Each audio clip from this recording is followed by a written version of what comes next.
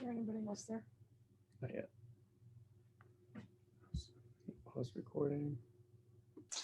Next, latest seminar from the YRA, because the safety equipment best practices for 2021. So again, welcome all. And I think Adam had already, asked if everyone could mute themselves, and to kind of police yourself and watch that. We'll do a Q&A session, roughly starting around 7 p.m. Feel free to, start to send questions in the chat box now. That's going to be the means where we collect them and stack them up, and then, pick the good ones, the hard ones, the easy ones, and ask and pose them to our speakers. So first, introduce myself, Richard West, board member of the YRA, and I want to thank my fellow board member, Adam Laurie, who helped us prepare tonight's program. It'll be driving the Zoom, and also Effie Marie Smith, who chairs our seminar series. So thanks to you all. Our speakers tonight include Mark Bologna, as a licensed captain. He's been with Landfall and their sales team since 2007. He's the safety department manager. He also assists with commercial and government sales and educational outreach to the recreational boating community. He's a hands-on marine safety consultant, advises customers on issues that ensure their safety on the water. And thanks for being with us tonight, Mark. Much appreciated your time. And also like to introduce Dan O'Connor, Rhode Island-based marine safety veteran. He's currently and recently, congratulations, newly the Rhode Island Territory Manager for West Marine Pro. Dan, like Mark, is probably familiar to a lot of you. He's been conducting hands-on safety sea seminars for 15 years. So a little bit of an overview tonight. I'm going to talk about safety equipment requirements. So we'll get into the interesting stuff with our speakers. The notion tonight was to talk about safety requirements, talk about some actual, specific pieces of safety equipment. But the overall theme is, there are equipment requirements of events, there are Coast Guard requirements, there are regs, but there are best practices, right? And best practices may very often exceed what the check the box is for a particular event or a particular Coast Guard requirement. And so that's something we want to think about and we'll talk about tonight as well. So before we jump into the interesting stuff, I just want to give a little background and update for those who may not be aware. As you probably all are aware, historically the YRA had our own categories for different races and different equipment requirements for each one, and organized authorities would pick A, B, or C, and you would go in and adopt those. And while similar to World Sailing or similar to US Sailing list, it was our own list, and so there's a kind of a constant modification.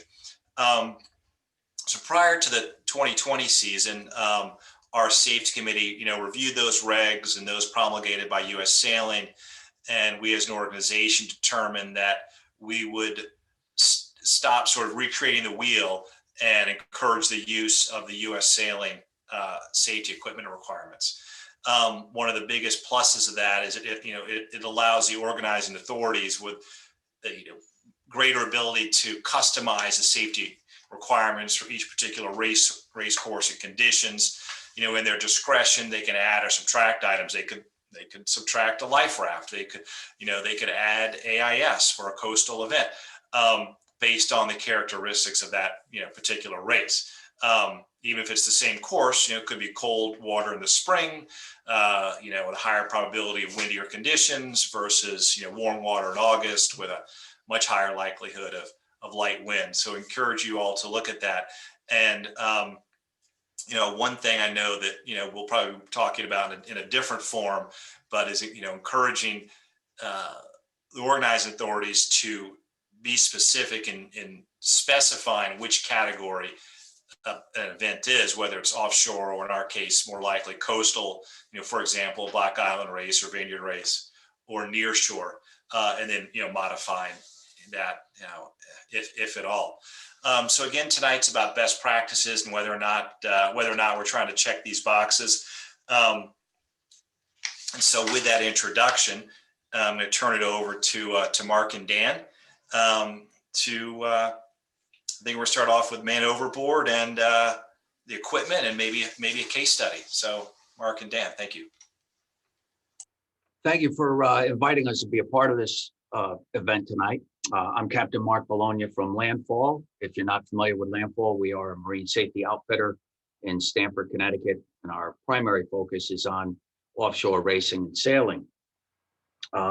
During this presentation tonight, we're going to talk about best practices and so on, but I want you to keep in mind that each boat, each crew, and each situation is different, okay? Number one, you should know your safety equipment that you have on the boat. All the crew members, everybody should know and be familiar with the safety equipment on the boat, know its capabilities, and know its limitations. Okay, now I used to work in a shop a lot of years ago, and we had a saying in that shop that predated World War II. Okay, it's a little bit crass. I'm going to keep it clean because we're in mixed company, but that acronym or that saying was RTFM. And if you worked in the engineering field or if you're in the service, I know you've heard RTFM, but it stands for read the friggin' manual. So know how this equipment works and how it's going to perform and what to do if it doesn't perform in the way that you expected it to, and what to do if it malfunctions. So what's the workaround if you something doesn't go right, the workaround for that.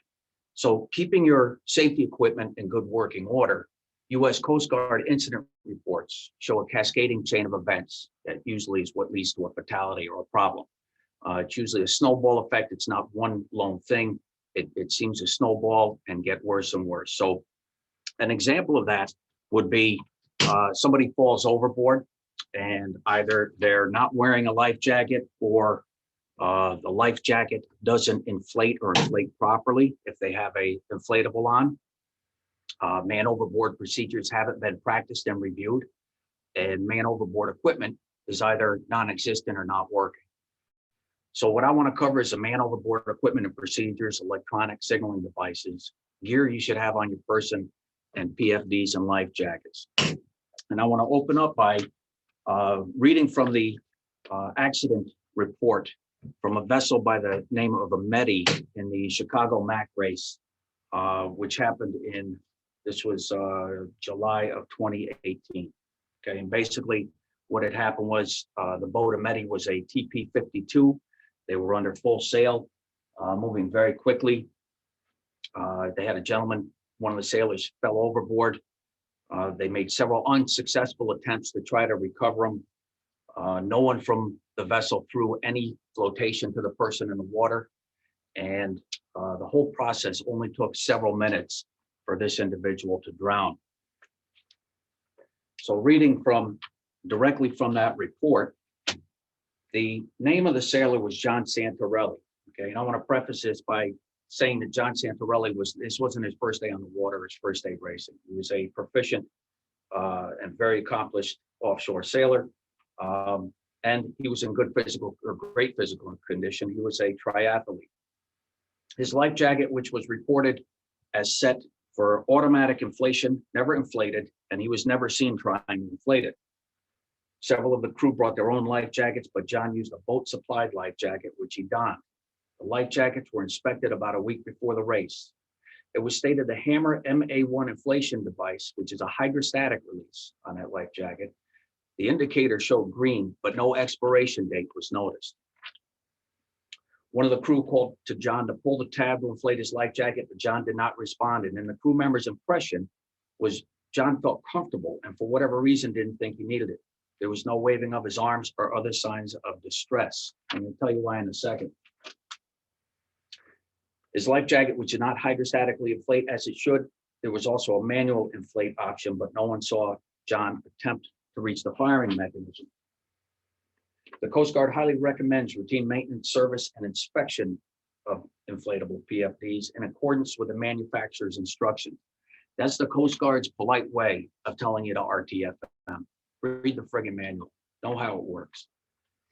Appendix K from this report was written by a gentleman named Mario Battone, who I met several years ago. Mario Battone is a retired U.S. Coast Guard rescue swimmer. He is an author and an expert in the field of marine safety.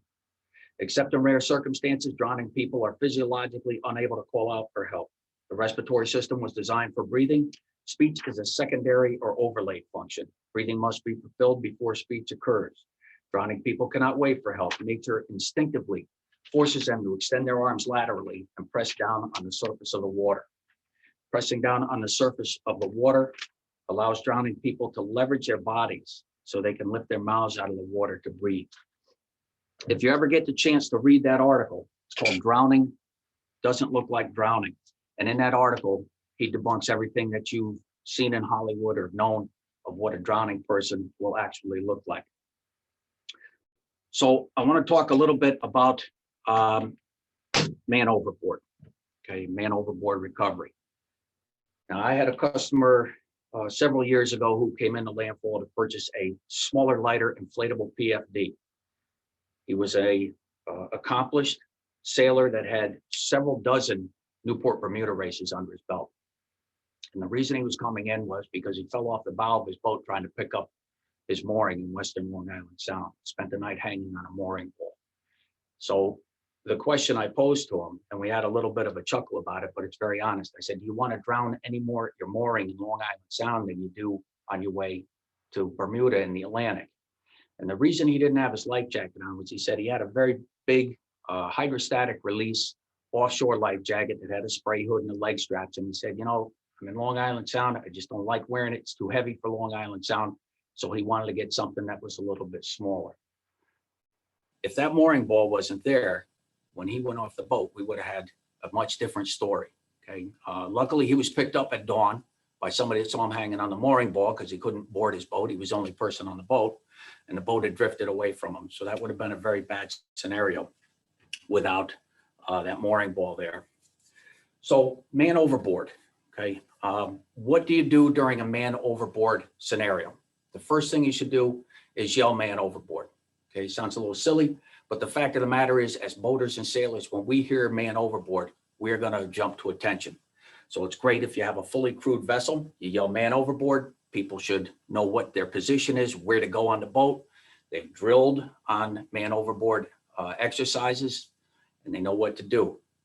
However, possibly you're shorthanded on the boat, maybe you're double-handed, somebody falls in the water, you still should yell man overboard, okay? And the reason you should do that is because there may be another vessel or another boat in close proximity that hears you yelling man overboard and can come to your assistance. Or in the case of a mooring field, or maybe somebody possibly on shore may hear you yell man overboard and know there's a problem and be able to call in a distress call or give you a hand and help you out.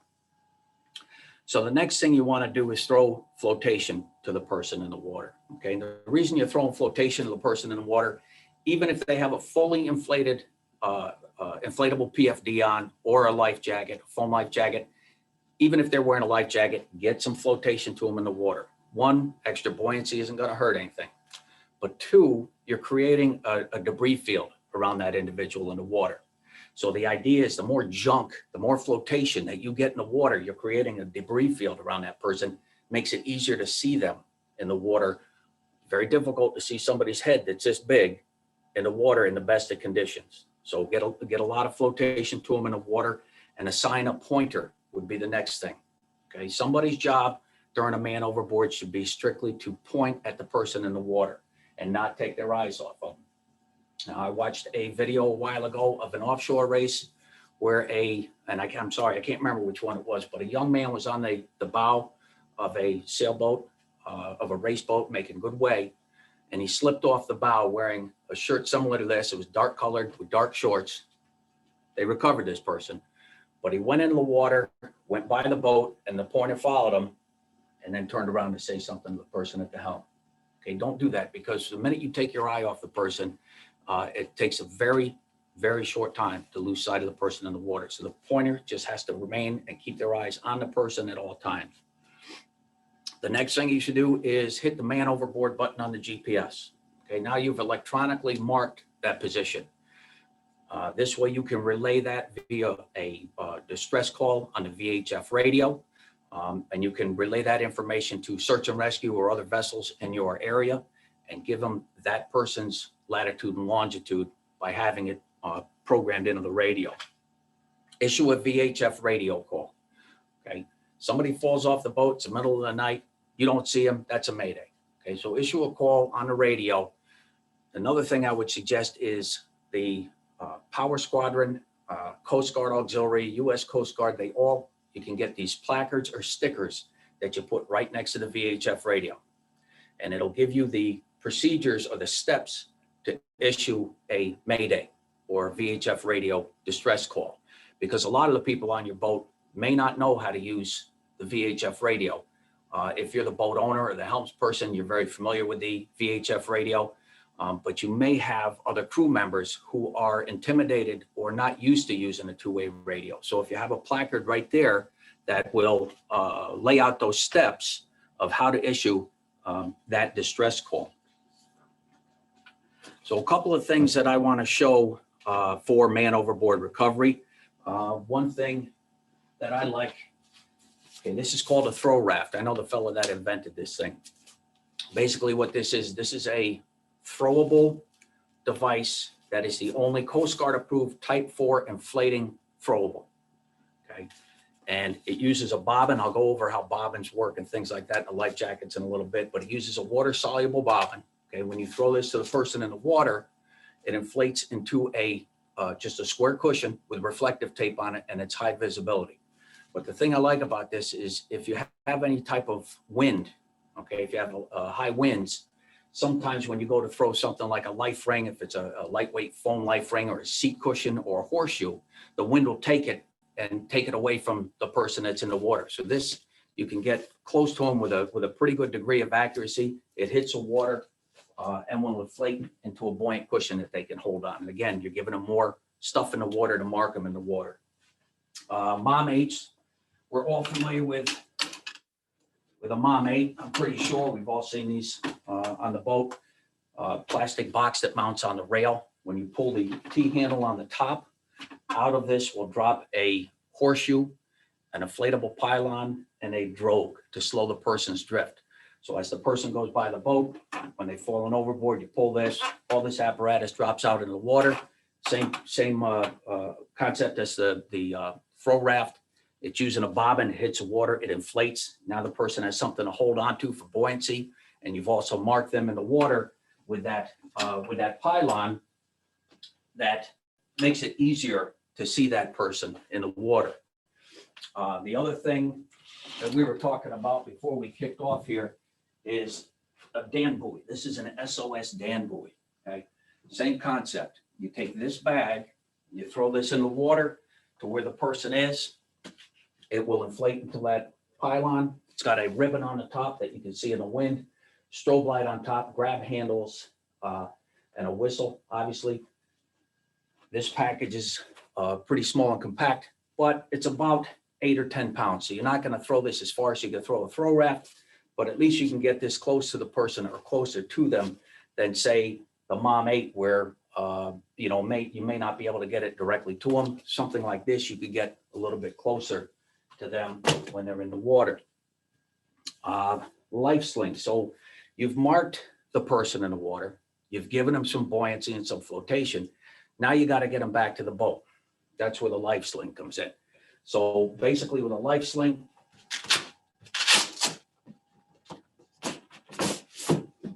it's just a foam collar, but again, it's pretty lightweight. So wind can get a hold of this. If you can't get this directly to the person in the water, you pay this out off the back of the boat, okay? Let the line run out like a ski tow line and circle the person in the water until you can get, they can get close enough to grab this, okay? The idea behind this and the idea with man overboard recovery now, okay, getting them back to the boat is it's easier to get the person in the water back to the boat than the boat to the person, okay? You run the risk of running them over with the boat. There's a lot of things in rough seas that can happen, so it's easier to get them to the boat than the boat to them. This is a great time of year, if you have a life sling, to open it up and take a look at it. Okay, do some maintenance on this guy. Grab the straps, okay? Make sure they're on there good and tight. Make sure the webbing isn't starting to deteriorate, okay? When I take a walk around marinas, a lot of times I'll see these things, the bags are shredded, they're on the rail. the life sling itself starts to deteriorate. The bags deteriorate. If you've owned one of these, you know that. The bags don't last very long. So in a harsh environment like salt water, okay, these things can start to break down and become a problem. So check them out. You don't want to be throwing this and using it in an emergency and find out, bang, the handle just pulled off because it's rotten. So check them out. The other thing you notice about a life sling, there's no reflective tape on here. Put some reflective tape on it. Not a bad idea. You can put a water activated strobe light on the top of it, on the handle. Just clip a little water activated strobe light like this to the top of the handle for nighttime recovery. And it's not a bad idea to tie a whistle onto this either. Okay, whistle, it's a lot easier to blow a whistle if you have water in your lungs and you're choking than it is to yell for help. So tie a whistle onto the life sling as well. One other thing that's really simple is a heaving line. So you can either put a heaving line around your wrist or tie the loop around a cleat. And you just throw the line to the person in the water. Okay, it's a floating line. You can haul them back in. If they can grab this, you haul them back into the boat with a heaving line. Again, you can get that with a varying degree of accuracy to the person that's in the water. One thing I want to say is I don't believe, shouldn't say everybody, but the majority of us don't practice man overboard drills frequently enough. Maybe we do it once during the season. In the case of that vessel Ameti in the Chicago Mac race, their man overboard exercise was to throw a ball cap over the side on their way to the starting line and to circle back and retrieve it. Okay, it's not adequate because the crew, you got to get the crew together to practice man overboard so that it's instinctive. Okay, so you're not running around wondering who's doing what on the boat. You should drill on it. You should practice it. Water out here is cold this time of year. In the springtime, I wouldn't suggest putting somebody in the water to practice a man overboard drill, but you could use something like a seat cushion or a lobster pot buoy. And as you're heading out, you're practicing your man overboard drills, you take that lobster pot buoy, throw it overboard, and you'll man overboard and see how the crew reacts and how well you work together. So at this point, I don't know if, Dan, if you want to go into. Yeah, thanks, Mark. Thank you, Mark. That was a great job. Just echoing what Mark said before, thank you so much for having us here. I really appreciate it. As I look through the list, there are a lot of names I'm starting to recognize here. So I appreciate you being here. Some of you may have worked with me doing some in pool work in the past. We're not going to put you in the water today, but we're going to kind of look at some of those concepts. When I first started speaking with Dick, Adam, and Mark, one of the things they really kind of mentioned is just kind of common sense, best practices. And our conversation really drifted from there, and we were able to develop, what we're putting out here together. But, when I was thinking about, best practices, what is the one real message I would want to try to leave everybody with here? If they kind of take away something that may change maybe their attitudes or whatever they may be doing on the water. And that's if you end up in the water, that's not a good situation, not a good situation at all. Somewhere in the chat comments, I believe I saw a question about life rafts on Long Island Sound races leaving their waters. That's a great kind of starting point in discussion here, because any catastrophe, like really catastrophe that ends up on a boat, your boat sinks, you fall overboard, the boat burns up, all results ends up, you have to get off the boat and you have to be in the water. And the moment you enter the water, unintentionally, that is, your risk of becoming a casualty intensifies immensely, massively immensely. So I want to try to demonstrate to you that if you end up in the water, you have to have some means of flotation. And specifically what I'm getting at is a PFD. So as I'm speaking now, Adam, if you got a moment right now to be able to queue up some of the stuff that I provided for you, and we'll see if everybody's able to kind of see this on the screen together. Adam, just give me a thumbs up when you're all set there. But really gonna want to leave you with the message is that, if you do end up in the water, you're gonna have a major problem. And Adam, we can just start with that second slide right there. Go up a little bit. I think they're on 4 or 5. One more. Yeah. We can skip that and go right to the statistics page, slide number 2. So what you're kind of seeing out here in front of you is some basic statistics taken from a 2000 study looking at overboard fatalities by the Life Saving Society. This is all from recreational vessels, or it could also include data somebody fell off a pier. And when somebody enters the water at 50 degrees Fahrenheit or below, the survival rate is not great. 60% of the time they're fatalities. Water warms up a little bit. That rate of fatalities drops significantly. So we're going down to 34%. And I don't even remember what the second one is. It's kind of cut off in my screen here, but a vast majority of these fatalities occurred roughly from 6 feet from help. So if somebody's entering the water, whether it's at the dock or at the pier, help was almost immediate. There was a lot of thought here on now is well, I'm not going to put my life jacket on because I'm not leaving the sound. I'm not going to put my life jacket on because it's daytime, because we're a fully crewed boat. I mean, look, there are 1,000 reasons for you not to put your life jacket on. And I am one of those people that subscribe to that. I don't always put my life jacket on. But if you do end up in the water, your survival time and your ability to stay alive in that water can be greatly reduced. For those of you who've done the in-water seminars with me in the past, we look at 2 different types of scenarios. We put you in water, a pool that's about 80 degrees with and without a life jacket, and kind of examine what those survival times are going to be. Some of you have experienced that before. For those who have not necessarily experienced that, Adam, if you can kind of get ready to queue up that video right now. I'm going to show you in just a moment as Adam's queuing that up. It's a video that it's kind of old. I don't know exactly how old it is, but it was a study that was being done in Britain where they asked 2 swimmers from the British Olympic swimming team to do some cold water testing. The first person we're going to watch is, let me back up. The water was 50 degrees Fahrenheit. And the first person was submerged in the water, and they asked him to hold his breath underwater for as long as he can. Once he was done holding his breath, to kind of come up and just to be there in a life jacket to see physiologically what was happening. The second person we're looking at, another British Olympic swimmer, who same scenario, but she is clothed with no life jacket. They're asking her to swim in the water.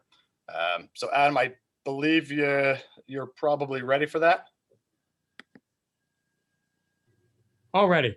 All right. So Adam, when you're ready, I kind of prefaced it so everybody's aware of the video. It should last about 3 minutes. So Adam, whenever you're ready, please hit the baseline data. Okay. Yeah. Go. Okay. There we go. I'm not seeing it, Adam. No. This water bike. I think you're just sharing the PowerPoint and not the Let's see. Let me browser with the video. share screen. And multiple participants. Adam, if it's not there, it's not a big deal. Hold on. Nope. Okay, so let's try it again. Let's see.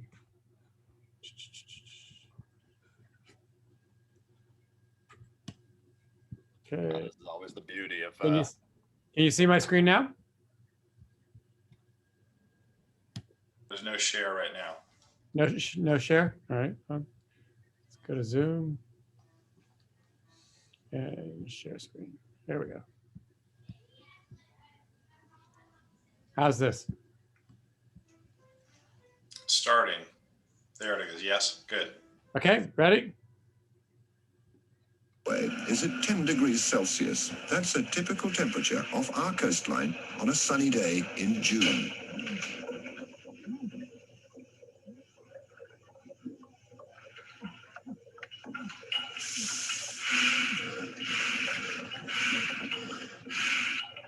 Even when protected by warm clothing, a person can only expect to hold their breath for about 10 seconds in water below 15 degrees Celsius. This initial cold shock response, an overwhelming need to gasp in air, is often followed by uncontrolled and rapid breathing. At this stage, the chances of breathing in water and drowning are highest, particularly with wave splash in choppy or rough seas. Adding to the problems, an extended period of rapid breathing flushes carbon dioxide out of the body. This can cause muscle cramps. Not surprisingly, the heart beats faster. At the same time, the outer blood vessels narrow to conserve body heat. Unfortunately, these responses combine to push blood pressure up. This increases the risk of heart failure and brain hemorrhage. Looking very good indeed. Keep it up. Luckily, cold shock usually lasts for only 2 or 3 minutes. As the body adjusts, the heartbeat and respiration slowly return to more normal levels. Clearly, the best chance of survival is not to swim until breathing has settled. Well done, Dan. Well done.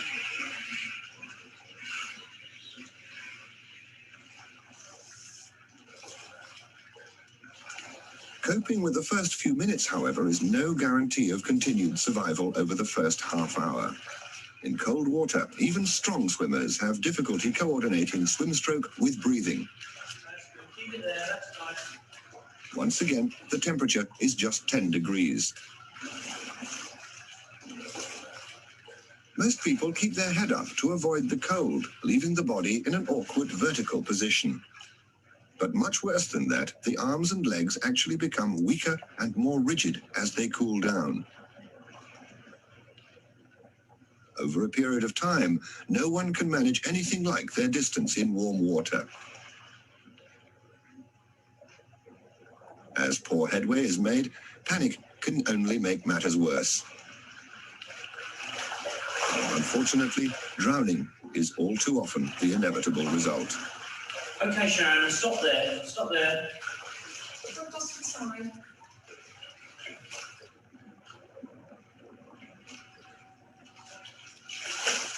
Okay, Sharon, that's it. Well done. Just rest there.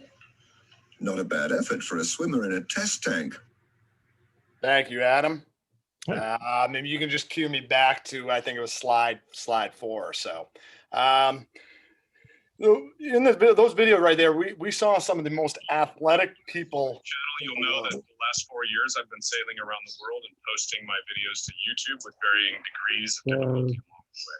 Last week, during Let's see, where is that one coming from? Don't worry about it. So, I mean, what we saw in that video were like some of the most athletic people in the world that are trained to be in the water struggle mightily. Now, I know most of you may not be sailing on water that's 50 degrees Fahrenheit. We're not off the coast of England, at least here. But the body, your body, once it's immersed in water that's 70 degrees Fahrenheit or below, will immediately go into cold water response. As soon as your body is in cold water response, you are losing survival time. And if you end up in the water, we ask, what's your number one priority? What are the things you need to do? And, you be seen, open your life jacket, turn this thing on and that. But at the end of the day, I mean, what's your number one priority is stay alive. Stay alive long enough to allow that person to come back and rescue you. So, what are we talking about? Don't go in the water. Don't go in the water. Do not go in the water. But if you do end up in the water, follow those stay rules. Next slide, Adam. Thank you. Being those rules is stay alive, and the other ones will make sense. Stay dry, but you gotta stay afloat. There has to be some form of life jacket, PFD, to be able to keep your airway out of the water. And that's the scenario where we saw that lady after 10 minutes, where I said, "Okay, that's good, that's good." She was at the point of drowning. Over there, but she was, in a controlled situation, she's able to get herself out.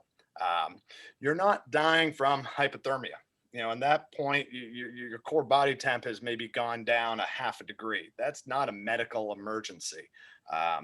What you're doing is you're losing the ability to stay afloat. What the life jacket is doing now, it's allowing, one, most importantly, to keep the airway out of the water. And number two, it allows you to stay still. So you're not having to lose that heat and thus, losing your survival time. So it's stay alive, and you need to be able to do that to extend your survival time by staying afloat, which is a really key critical component there. Though, again, really what I wanted you to take away here is if you end up in the water, and even if that vessel is able to rescue you very quickly or sank or whatnot, you will not come out of a positive situation unless you have a secondary means to keep your airway out of the water. Your body will always go into cold water shock at water at 70 degrees or below. And if there are any people in here that have done the seminar with me before, you can put in the chat comments when you were in that water in the pool with us. It was 80 degrees for about 2 hours. You struggled, and that was at 80 degrees. Whether it's struggling getting into the life raft or just getting back to the locker room at the end of the day. It is a tough situation. So what's common sense practices is don't keep finding excuses to not wear your life jacket. Whether you're running race committee or anything else, your ability to stay alive in water at 70 degrees Fahrenheit or below can be limited because the body will go into cold water shock immediately. So I'll take this moment right now to kind of allow Captain Mark to get some of his stuff together, and he's going to really get into the nuances of life jackets and the different types of life jackets. I'm just the person advocating, saying, put it on, wear a life jacket. But I'd like Mark to kind of take the opportunity right now to, really kind of get over what some of those specifics of that life jackets are. Any other questions that people have, please shoot them out in the comments. We'll try to answer them as we go along or at the end of the night. Mark, I'll turn it straight back to you. Okay, thanks, Dan. So one of the things that we're noticing over the last couple of years, whether we're doing boat shows or seminars or safety at sea seminars, is that very experienced racers and sailors are not familiar with how their inflatable PFD works, how to maintain it. They're under a sort of a false sense of security that it's going to perform and act as it should, just like a foam life jacket. You keep it on the boat. Maybe you don't wear it. That's your business. I'm not going to push anybody for wearing a life jacket. It's up to you. But people have a misconception with inflatable PFDs that in an emergency, they're going to put it on. They haven't inspected it, haven't looked at it for years, and they think they're going to get in the water and it's going to work. Okay. And as in the case of that Medi accident, okay, that's exactly what happened. The fellow put on a life jacket that was supplied by the boat. He happened to be the poor guy that fell overboard, and his life jacket didn't work. So what I want to go over a little bit is some of the maintenance on an inflatable life jacket. If you wear them, great. I'm all for it. But again, there's some misconceptions with inflatables that they're just going to work all the time. So inflatable PFDs will come in several configurations. They come manual, automatic, and hydrostatic. Okay. And some of the confusion I get between the three, I'm going to run through. A lot of people think that a manual PFD, you have to open it up and manually blow into an inflation tube like this. It's not the case. You pull a pull toggle or a handle. Someone will be in here. You pull a handle, and it's very simple. It actuates a lever with a pin on it, inflate or punctures a CO2 bottle and inflates it. Okay. Lots of confusion between automatic and hydrostatic PFDs, in my experience. Okay. Automatic PFDs will work with a water soluble bobbin. This looks like this, or a capsule like that, or a pill. They call them aspirins like that. When you fall in the water, this substance is made of cellulose and it dissolves. It's holding back or compressing a spring. So when this dissolves, it's no longer there. That spring can expand, puncture the CO2 bottle, and inflate the PFD that way. Hydrostatic PFDs, which have an inflator that looks like this, work on hydrostatic water pressure.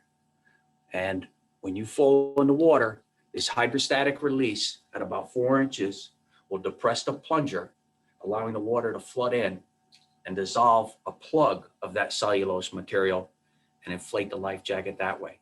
So again, this is working on water pressure. It's the depth of the water that actuates a hydrostatic release.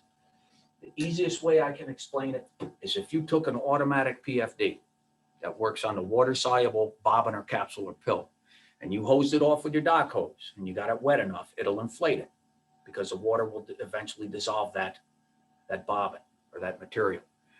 A hydrostatic PFD will not inflate because there's not enough water pressure or depth. So you can hose off a hydrostatic all day long. It's not going to inflate unless it's physically in 4 inches of water or greater.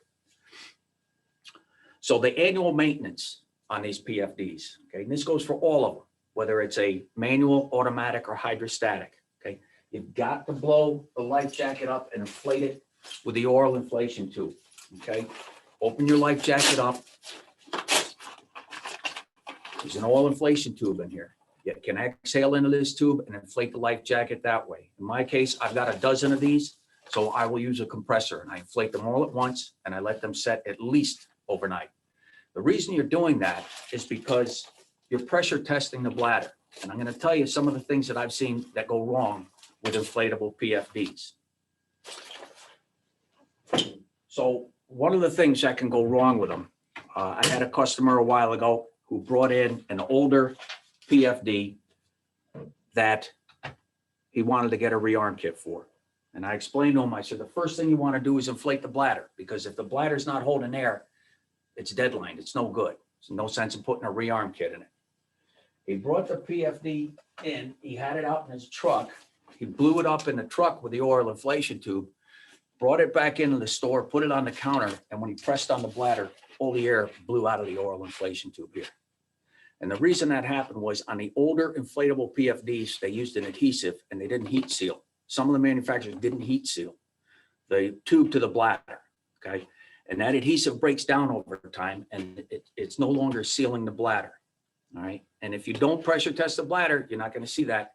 And when you really need it, it's not gonna work. Now, I've also seen people come in with these with Permatex or Starbright sealant on there, okay? You can't tape it, you can't seal it. I hate to say it, but it's you gotta throw it away and you get another one, because there's no way to seal these bladders. You can't patch it. You can't use inflatable Zodiac type patches to fix it. The other thing, I had a customer bring in a hydrostatic. I actually brought in 2 hydrostatic PFDs. They look great. They were 5 years old. Wanted me to show them how to rearm them. I said the same thing. You got to inflate it, make sure the bladder's in good shape. Well, I take good care of it, and it's and I said, I could see that they look in great shape. Inflated the life jackets. And after an hour, one of them had deflated. Okay, so I was curious about that because it looked really like it was really well maintained and in good shape. Took his life jacket home, inflated it again. I put it in the bathtub and I held it underwater. Bathtub full of water, and a bubble trail came out of the bladder. So somehow he had punctured that bladder. It was not visible to the naked eye. You couldn't see it.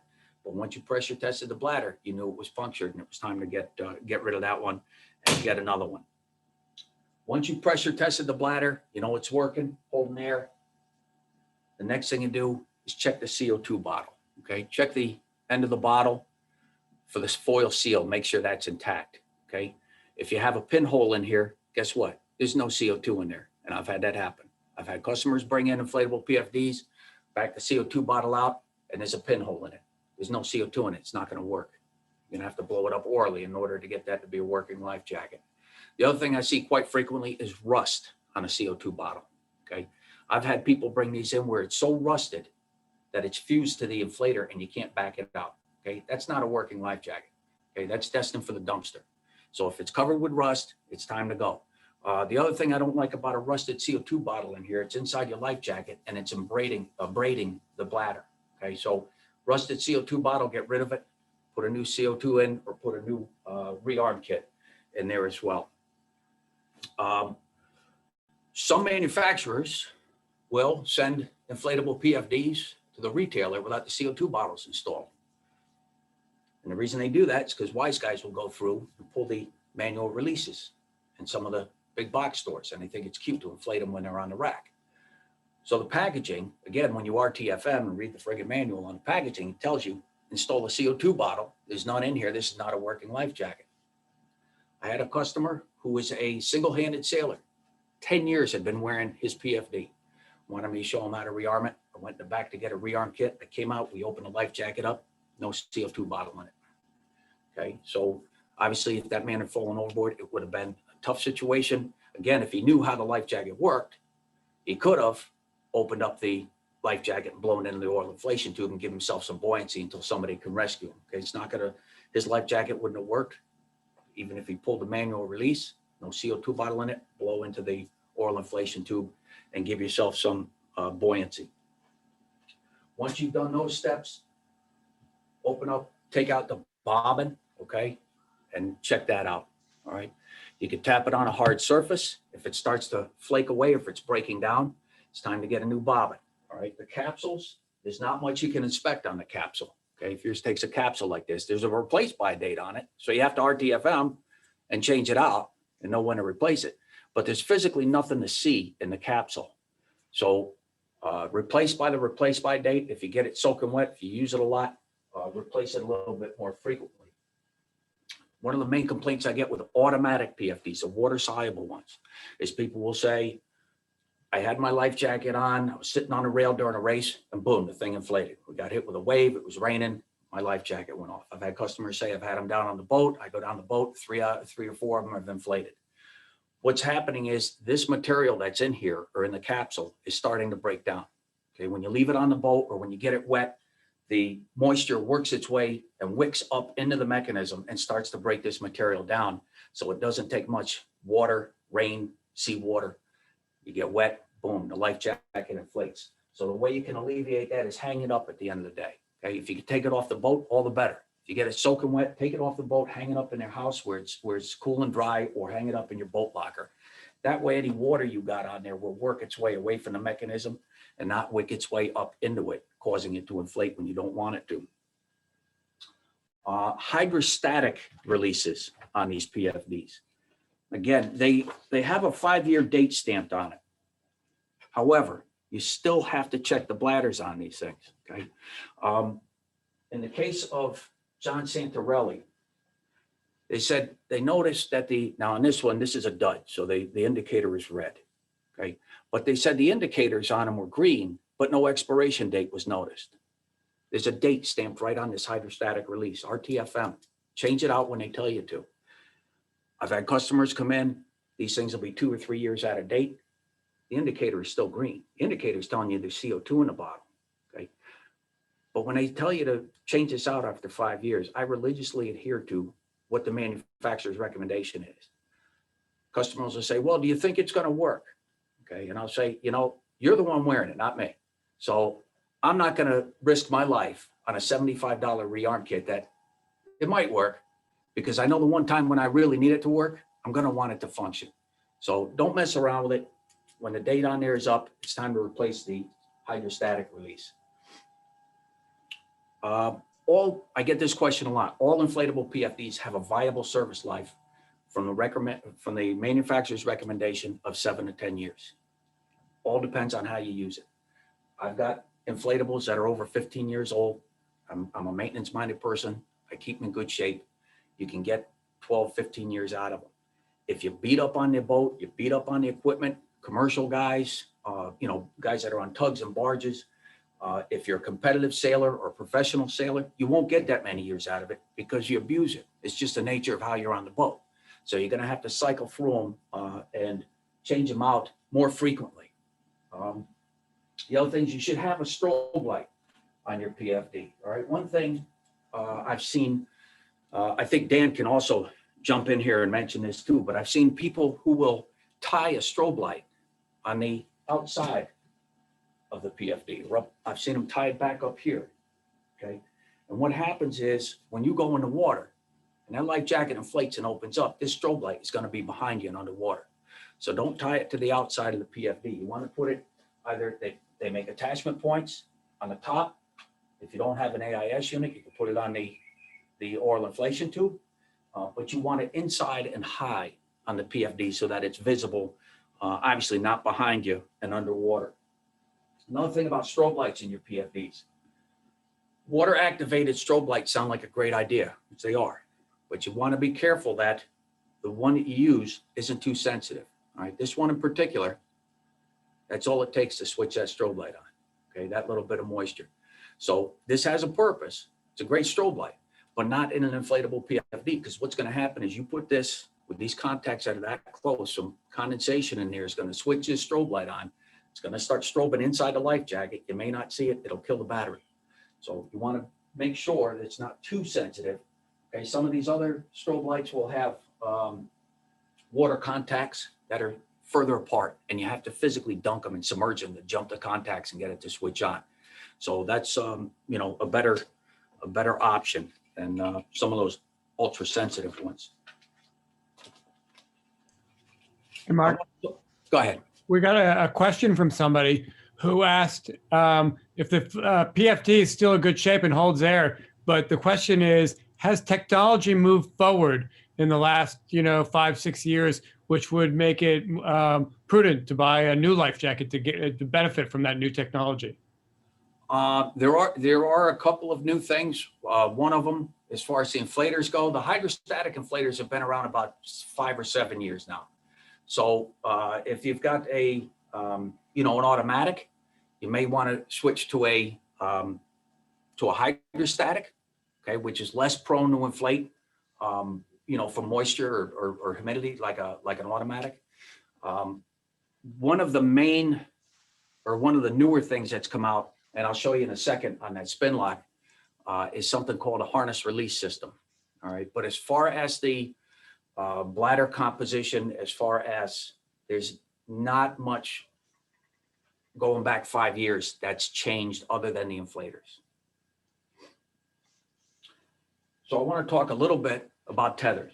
Okay, tethers are something where I cannot think of that personal choice and preference comes into play more than with choosing a tether.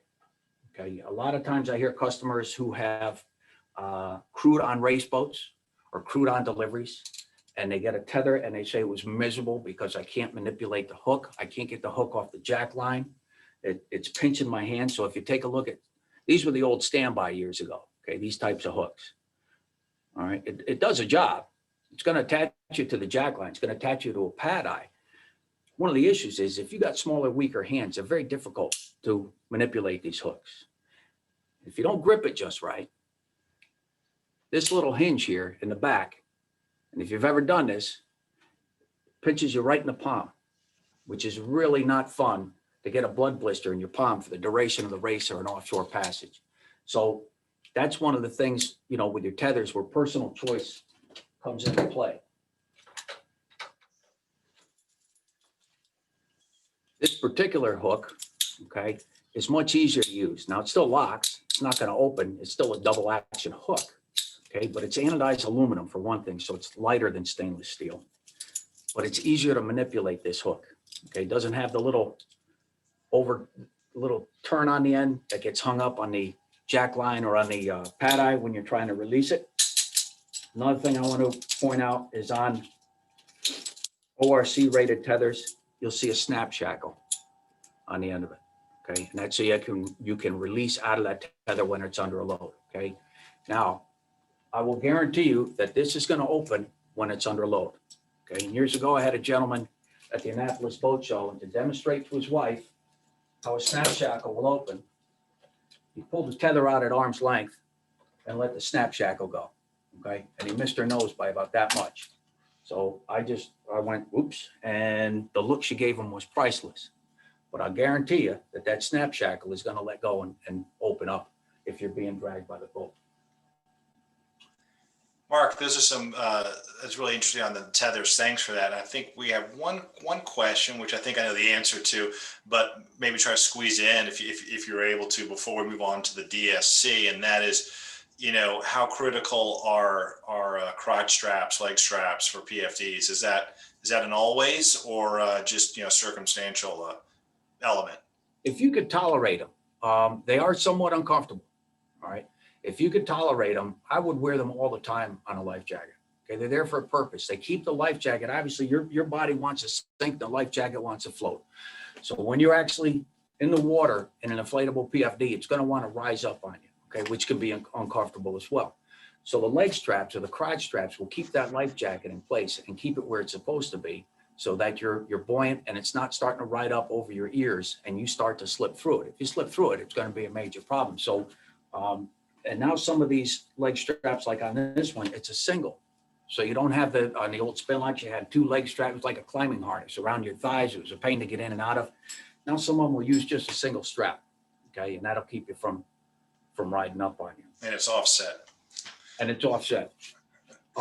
Lastly, before we go on to some of the other things, I just wanted to point out, okay, when it comes to your tether, and we were talking about new things on PFDs, the spin lock Vito and the 6D will have an option called HRS, called harness release system, okay? And what it is this, that blue pull tab underneath your harness loop here, okay? If you pull this tab, the harness loop breaks away, all right? So that's another way. If you're being dragged and pulled by the boat, you're being drowned and smashed up against the side of the boat, you could pull that and release out of the tether that way without the need for a snap shackle. So if you use like a cow hitch type of tether, you can use one of these and it breaks away and frees you that way.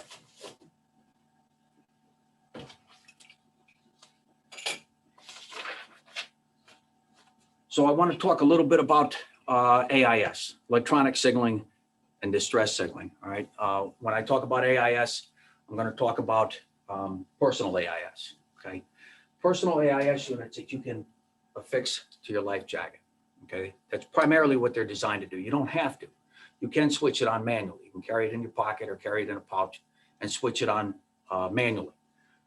However, the way that what they're designed to do is you attach it to the bladder, to the oral inflation tube inside the life jacket, and it'll have a band or cord that goes around the bladder. When the life jacket inflates, it'll pull a shroud, the antenna deploys or extends and switches on and starts broadcasting, okay? It's not automatic. It's not water activated. It's not automatic. It's not guaranteed to switch on. All the stuff I went through with the inflatable PFD, that depends on the life jacket inflating, okay? That's what switches it on, the pressure from the life jacket.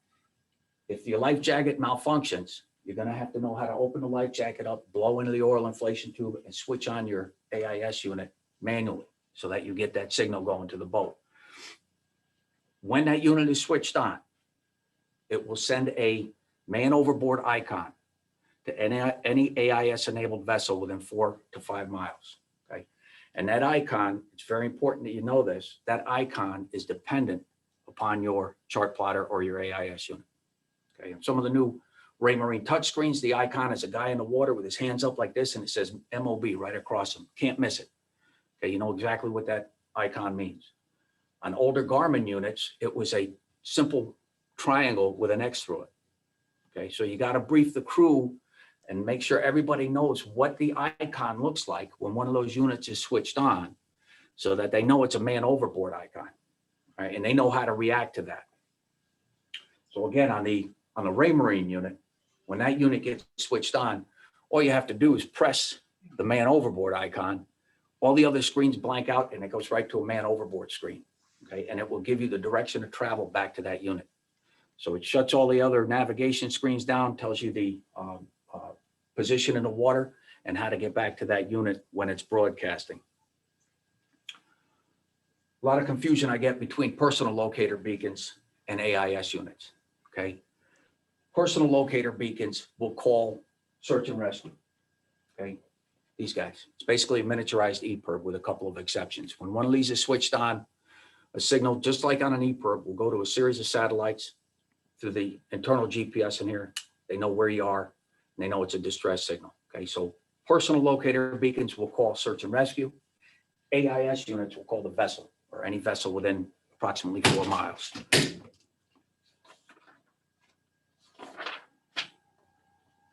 So I want to just speak briefly about, I know we're running a little bit late here. I want to speak briefly about DSC, all right, digital selective calling on your radio. It's the red door, the red flip up button that's on your two-way radio. Your two-way radio, your VHF radio should be programmed with an MMSI number, okay? That way, when you hit that red button, when someone hits that red button and sends a digital distress call, it has your information in it. So when you program the MMSI number into that radio, it knows where you are, who you are, what you are, and if you get go with it, the nature of distress. I will say that when you obtain an MMSI number, get it from the FCC if you're going to travel internationally. If you're not, then you can get it from Boat US or Power Squadron or those types of organizations. The MMSI numbers issued by Boat US and Power Squadron are not recognized in international waters. So if you travel internationally, get it through the FCC. And again, you have to RTFM on your radio because they all work a little bit different. But when you actually hold that button down, that DSC button, you can send out the nature of distress as well. So that could be very advantageous if for some reason you are trying to fight an onboard fire. If you're if you're going through man overboard to recover somebody, you hold the button down and it could say the nature of distress, onboard fire, medical emergency, man overboard. And that's a drop-down menu, Mark, is what appears when you've held that button down? Yeah, what'll happen is you'll actually get a drop-down menu on the screen of the radio, and then you go right to the nature of distress and send that, and that signal goes out digitally. And any AIS-enabled boat will, DSC, a lot of acronyms tonight, that DSC signal will get picked up as a distress signal with your location, the vessel description, and nature of distress.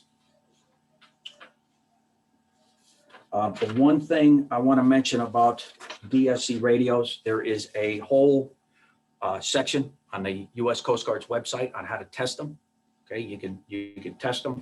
You send a DSC test call to the Coast Guard, and then you'll get a message back saying that test call was received. And you can do that, like I said, right on the Coast Guard's website. Under no circumstances shall a DSC distress alert be sent to test your radio. Okay, it's a violation and will result in heavy fines. So don't send out a live call. And lastly, again, please consult your owner's manual for the proper operation. So I think, are we ready to move on to the fire, Dan? Yeah, that was great, Mark. Great job putting a lot of information into a short time period. It was really, really well done. Very helpful. Thanks. And I think we are going to switch over to Dan now, who's going to talk a little bit about, fire, some sort of basics, things to bear in mind with your inspection and maintenance of your fire extinguishers and related tips. So there you go, Dan. Thank you. Thank you, Rich. And thank you, Mark. I'll ask while I'm doing this if Adam can cue back that slide again. Maybe it's number 5 or 6 as we were going. And if we can't share the screen, that's not a problem. So when we're talking about fires on vessels, any type of vessel, the good news about that is that every fire on every single boat will always go out. It eventually does when the fuel source finally runs out. So you have that going for you. What you don't have going for you, most of you are going to be aboard glass boats, fiberglass, carbon fiber, or whatnot. And once that fire catches, it can grow very, very, very quickly. Within the first minute, it has the ability to grow to be 26 times larger than the original size. The one positive kind of thing about fires on the boat, especially compared to many other tragic things that can happen, is fires can be one of the most preventable type of things on your boat. So one time we're getting fires is just don't let the fire happen in the first place. And that's basic maintenance, taking care of the things you need to do. Most fires on board vessels are going to be electrical in nature. Fix those type of things when you can. But going back to the common sense practices, what are the best ideas to kind of deal with fire after you've really addressed don't let that fire happen in the meantime, is you need to be able to extinguish it or suppress it as quick as possible. Recognize that we have an issue, deal with it, and suppress it as quick as possible. If you're on a glass boat and you can't do that, you're going to plan B very, very quickly, and that's get off the boat. going back to the life jacket stuff. So make sure you have your life jacket in that area. Common sense, vessels, you see what we have up here on the screen here. Most of you are going to fall in that second category, 26 to 40. And all you need is 2.5 pound fire extinguishers or 1 5-pound. And to give you an idea of what a 2.5 pound, it's usually those small little white kitty things. Once you pull the pin and squeeze that trigger, you have 6-7 seconds of firefighting time. And that's hopefully you can get it into the area that you need.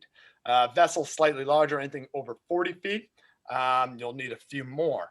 And then there's one little caveat in there, is if you have a fixed fire suppression system. Adam, next slide when you have a moment. If you have a fixed fire suppression system in the machinery space, your fire, your equipment is really, you don't need to have as many. But what is best practice? What is the most common sense thing? Is I would highly encourage anybody to have a fixed system down in their machinery space, their engine room. These could be known as a Fireboy. Seafire is another brand. I believe Landfall probably gets into that. Mark, China, do you get into selling? No, we don't. No, we don't do fire suppression at all. All right. They're available out there, and those fire suppression systems in your machinery space are going to be rated for the cubic footage of that space. So you measure the space. All right, I got 200 cubic feet. You put in a Fireboy 200 in there, and these are activated by heat. Melts a little thing of glass, and it'll discharge, or a physical pull cable. What it's doing is it's putting out a clean agent. It's not halon, but for those of you who remember it, it's something similar to halon. And as long as the ventilation is shut down, this can snuff out a fire very, very quickly before you may even know that it's happening. Going back to the idea is deal with it as fast and as quick as possible. Most fires on your boats will happen in the machinery space or shortly outside of it. So what else can you do to kind of quickly suppress a fire? You'll probably want something a little bit more than a single 2.5 pound white little kitty fire extinguisher. Most fire extinguishers you're going to be seeing and dealing with are what's called an ABC extinguisher, or what's inside it is dry chemical. They're rated for all different types of fires. You need to be able to access them, get to them, and get them into that certain space. To give you an idea of the difference between what's called a 2.5 pounder and a 5 pounder, you can kind of see the picture there in your upper left-hand corner. The two larger extinguishers are 5 pounders. That small one is a 2.5 pounder. As long as you have a fixed fire suppression system in your engine room, having 2 5-pounders, ABCs around the vessel would be more than adequate. But what's really more important here now is just the annual maintenance of those fire extinguishers. And what's required of you, this is not, fire extinguishers on vessels have different maintenance and inspection than fire extinguishers on land. Aboard the vessel, they only need to be professionally inspected every 5 years. Other than that, they do need to be inspected by you every year. And it's pretty simple. You take it, you look at it. Mark talked about the corrosion on the cylinders of life jackets. Same thing on your dry chemical, your portable fire extinguishers. Is there a gauge? Is the little thing still in the green on the gauge? Great, worked out well. Is the pin still there? Is it secured in there? Is the hose present? Did anybody shove the cigarette butts up the hose? Is that clean? I mean, so it's a really basic kind of inspection process on there. But the most important annual inspection that you can do with your portable fire extinguishers, specifically the dry chem stuff with the powder inside, is to take it off of wherever it's stowed. Does it come out? And pick it up upside down. Listen to it, put it up to your ear. You should be able to physically hear the powder fall. Since it's sitting on your vessel going up and down all the time, that powder can begin to cake. If you can hear that fall, if you don't hear it tap the side of it, it will eventually fall. You can put it back and kind of get it back in place. On the fixed system side of things, what you're really looking for is, again, that green gauge. And if you have a manual pull system, Is it accessible? You know, so it's a really simple kind of basic thing to again make sure that your equipment is going to be in working order. And to really tag on what Mark was talking about earlier in the day, is take it out, look at it. Most of this is just visual inspection. And if something doesn't seem right, find out, figure it out. And that's going with anything on anything aboard your vessel. You know, if you're going to prevent a fire, if you're not sure something looks right, ask, figure it out, ask somebody, you know, to kind of do that. But you know, fires, to reiterate, a really, really dangerous, scary thing, and on a vessel. And by the time they are occurred, by the time you notice them, it may be too late. What I'd encourage people is to go a little bit above and beyond the requirements for your portables, but also to really consider putting a fixed fire suppression system in your machinery space. And these are pre-engineered systems. All you need to do is to figure out what your cubic footage of the space is to be able to get the right amount of agent in the cylinder for your needs. You know, we can share terrible stories about those things, but you know, the fact of the matter is, don't let it happen. And if it does happen, get it out quickly. If not, move on to plan B. Burning fiberglass hurts quite a bit. That's kind of what we wanted to get across with the fire aspect of things. Want to make sure there's nothing. Yeah, it looks like the chat is okay, but I want to kind of turn back now to Dick and Mark and open it up for questions. That was great, Dan. Thanks very much. I'm gonna scroll back up and look for some questions here. There's not a lot, but the ones that are here are some good questions. So let's try to dive right in here. So one of the earlier questions was, this would have been posed early on. We were talking about the safety equipment requirements and the various races, and the question from Dan, a different Dan, is any thought given to removing life rafts for some events that leave LIS, Long Island Sound? And he notes that some of the races around the Newport coming to our waters don't require life rafts. So it's a great question, great example. Of course, you know, the individual event, the organizing authority would make a decision to omit something like that, or to remove the life raft requirement for an event. And I, you know, naturally can't speak for any of those, though I do know that some of the larger events are considering that it's, you know, it's actively being discussed. But you know, I won't handicap where that's going to land, but it's certainly a good question. Thanks for that one. There's some some of these questions have been answered in chat, so I'm going to skip over those. There was one on the.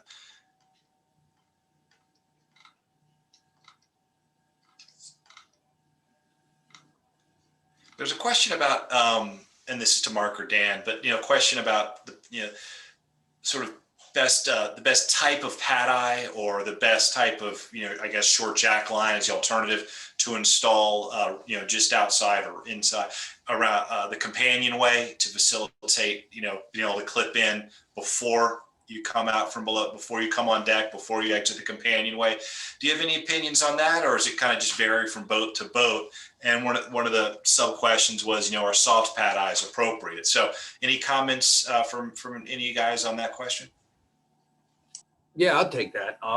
So basically the ones that we carry are going to be with shard pad eyes. They're very robust. We sell it with a backing plate for a reason. Okay, you don't want to lag this into fiberglass. Somebody really needs it, and then boom, the pad eye pulls out. So you're going to want to backplate it. Make sure it's in there with good hardware and very substantial. Now, this was another thing that we went over recently in some of the other safety at sea seminars, is that people are getting blown out of the boat or taken out of the boat or out of the companionway as they're coming up. So you're coming up the companionway, you haven't had a chance to clip on with your tether. You get either blasted with a wave, or you get knocked down and the person gets sucked out of the companionway and washed overboard. So the idea is, as you come up the companionway, to either have a pad eye or a couple of pad eyes or something there strategically. So before you're even set your foot on deck, you are attached with your tether that if that were to happen, you're still attached to the boat now and you can't get taken overboard. That's great, Mark. Thanks for the question. I think one other thing too, I've heard this mentioned before, and I've done it myself. But any opinions on, some folks will leave their tether hooked into that pad eye or that jack line and leave it draped into the companionway. I guess if the wash, the boards aren't there, you could do that. Any opinions one way or the other, or is that a personal preference or specific to the boat? Well, I've seen people, and I know I've seen them set up on boats where people will hang their tethers up down below, and everybody knows which tether is theirs, and so on and so forth. As far as leaving one on the pad eye, now if you've left it on the pad eye, if that's your tether, it's great. But what about now the other guy comes up and there's a tether hooked in that pad eye. Now he's got to undo it and do his, and so on and so forth. One more thing to put your name on, I guess. That's right. That's good. Well, thanks for that. A couple more questions here. This one from Peter Becker to Dan specifically. What's the first thing? It sounds like the beginning of a joke, but I'll take it seriously. What is the first thing you do before getting into a raft? Yeah, I started answering that on the chat. I'm like, oh, hold on. I see. Let me give that a little bit more attention. I'm sorry. I answered that first thing you do once you're in the raft. I'm sorry. So I didn't answer it correctly. So Peter, I'm going to assume the raft is kind of already inflated. Well, let me even back up. You've made the decision to abandon ship. The captain's made the decision to abandon ship because it's no longer safe to be on the ship. The raft has been put into a place. It's been the painter line has been tied off to a fixed point. It's launched off the leeward side. You pull, inflate. The life raft's out there. Ideally, now you pull it into the vessel, and you can jump right from the deck of the boat straight into the raft or straight onto the canopy. But it's blowing 50 knots, heavy seas, and you can't pull the life raft in. You will need to enter the water to get to the raft. Not ideal. Don't go in the water. Remember, don't go in the water. But if you do have to get in the water to reach the raft because you can't pull it in, you will take your tether line, clip it into the painter line, enter the water. Now that you're actually attached to it, you're not going to get blown around.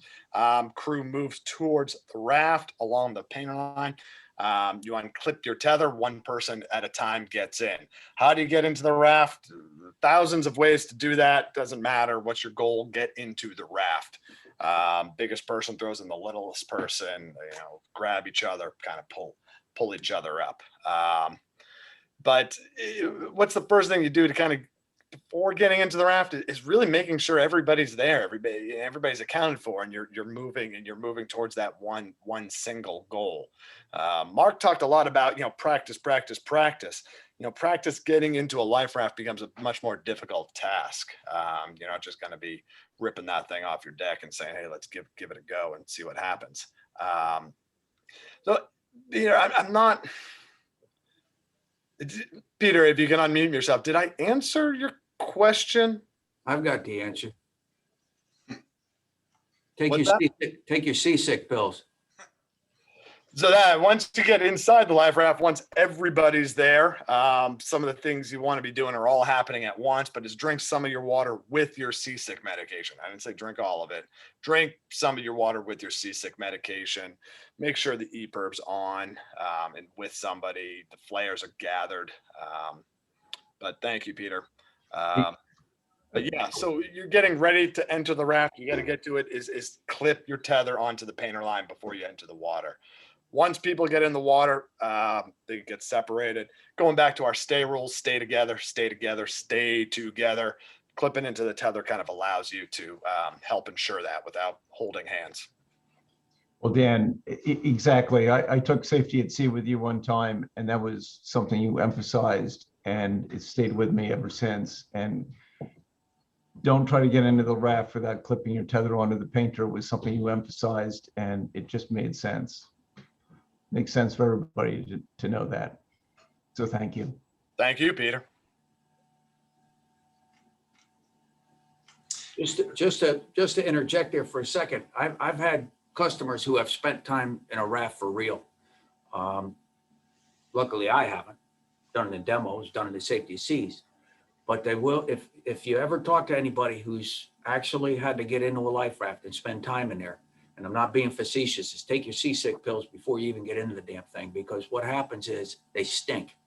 And what people will tell you is once the, and this isn't pleasant, but once the life raft opens up and you get into it, it's like being inside of a Goodyear tire factory.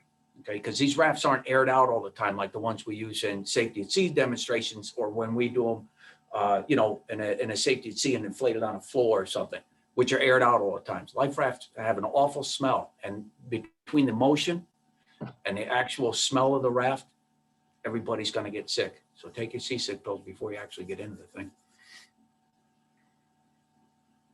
That's great. Thanks, guys. One question I thought was interesting. I didn't know this, and I'm curious if anyone, frankly, on here, including the speakers, knows the answer.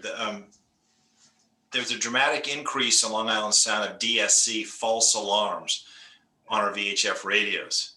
Does anyone know why that's the case? I mean, I guess we can speculate, but does anyone happen to know what that might be attributable to? Yeah, people are fooling around with the radios, and they're sending out a DSC call, which is my point. And make sure that you have an MMSI number programmed in the radio, because a lot of people don't. And what happens is the frequency of false alarms, the Coast Guard, when they don't see an MMSI number and they don't have the vessel information, they're not going to it, because they get so many false alarms with DSC. The only thing I can attribute it to is people fooling around with the radio, pressing a button and sending out a false DSC call. Mark, is there a way to test a personal AIS beacon to see that it's showing up on the screen? Yeah, they'll setting it off. Yeah, they'll all have a test function on it, so you don't have to use the actual the live alarm. So they'll have a test function on it, and again, depending on your chart plotter, some of them will say test. So you check the unit. You can walk away from the chart plotter or the AIS unit, switch it on with the test button now, and you'll actually get the icon that pops up on the chart plotter saying that it's a test. So it's just a test icon. So if someone else were to pick it up, they would see test and they wouldn't. Yes. They wouldn't think MOB per se. Okay. Correct. Yeah. Great. Thanks. I think Campbell has a good question to supplement. Thanks for that. Good. Thanks. And I don't see any other questions here, but as we wrap, we have 5 more minutes. So if anyone has any more questions, feel free to put them in the chat. In the meantime, I'll ask one more of you guys. So when someone sells, a vessel, they've got a fixed VHF, a handheld VHF with their MSI numbers in there.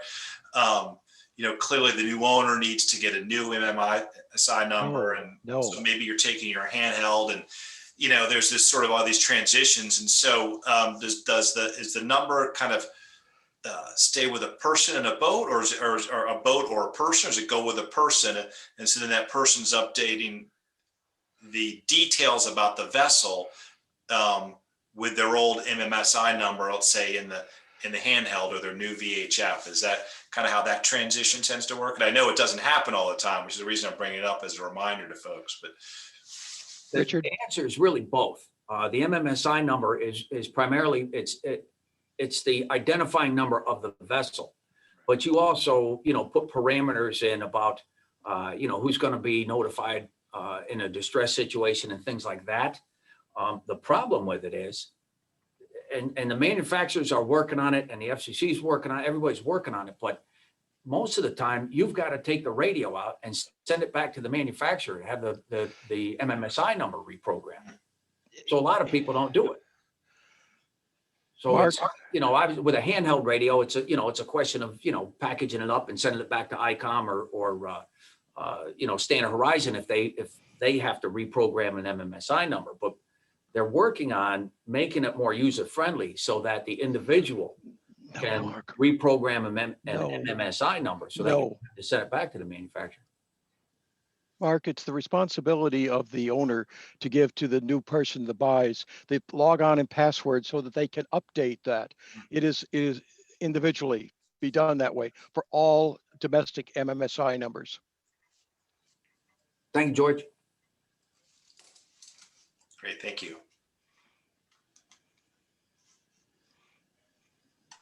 Well, that's great. We have a couple of minutes left. I don't see any new questions coming in. There's one more last one. This is an easy one. So, when will DSC be required on our handheld radios? Well, I think it depends on the category, right? If it's near shore, again, you're only required, or at least if you're following these particular requirements, just to have a VHF radio. DSC capability, I believe, is coastal and ocean categories, as of today. But I'm open to being corrected. I believe that's here now. And the one maybe analogous question that you didn't ask is, the AIS transponder will be required in the coastal category in 2024. So one other thing before we wrap up tonight, I wanted to mention is pre-COVID, years ago, when people were gearing up for spring race season and they wanted to purchase, and I'm not talking about just from landfall, this isn't a sales pitch, but they wanted to purchase either flares or hydrostatic release or life raft or things that time out, things that have a timestamp on them. In other words, your flares, you want to get the most out of them, so you don't want to buy them in January and lose 6 or 8 months on them before the season actually begins. And I would tell them, listen, race season's coming up or boating season's coming up, let it go to 2 or 3 weeks before and get it then, so that way you get the full time on the timestamp. With COVID, we are having a heck of a time getting things shipped to us. A lot of the stuff coming out of the UK is really backlogged and really delayed. They have different parameters for their COVID protocols.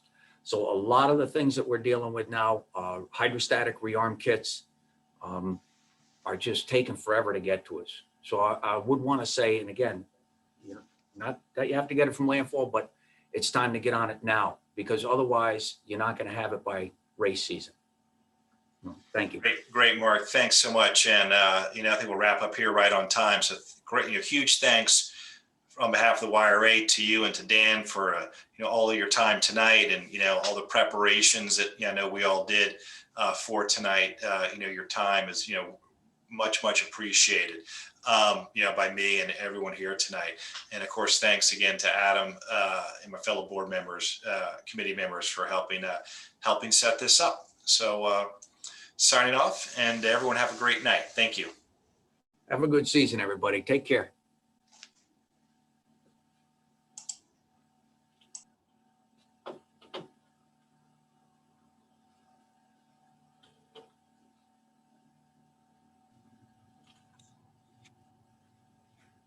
Thanks, Mark.